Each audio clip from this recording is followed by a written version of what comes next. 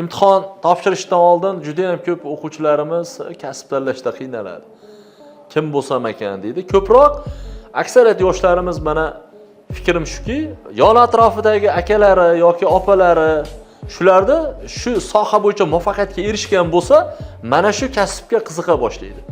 Yoki qaysidir ma'noda shu kasbda yaxshi iqtisodiyot topgan bo'lsa. Masalan, kimnidir akasi yoki yaqinlari bank sohasi bo'yicha bir muvaffaqiyatli bo'lib, yaxshi uylarda qurib, yaxshi mashinalarda minsa, bankir bo'lgisi keladi. Bank sohasida ishlagisi keladi yoki qaysidir qo'shnisi. Bu albatta yaxshi, havas yaxshi, lekin har bir insonni o'zini qo'lidan keladigan va qiziqqan sohasi bo'lishi kerak. Albert Einsteinning muvaffaqiyatga erishtiruvchi yo'lini 10 ta sirli bosqichlari bor. Ya'ni ishda birinchi navbatda nimadan boshlaydi desa, birinchi navbatda inson o'zini qiziqqanidan boshlash kerak. Va shu qiziqqanini topa olish kerak.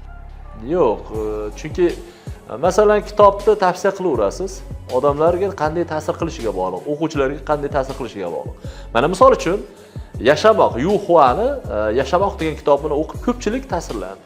Lekin ba'zi insonlar yig'ladi, ba'zi insonlar kuldi, ba'zi insonlar tushunmadi.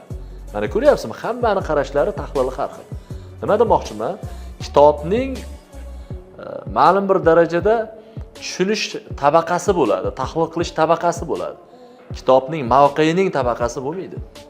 Institutga topshiradiganlarga maslahatim, birinchi navbatda inson kasbni inson yashnatadimi yoki kasb insonni yashnatadimi degan tushunchalar bor. Birinchi navbatda biz inson kasbni yashnatish kerak. Kasb insonni emas. Inson kasbga nima bera olaman degan savolni berish kerak va shundangina kasb unga nima bera olishligini o'zi ko'rsatadi.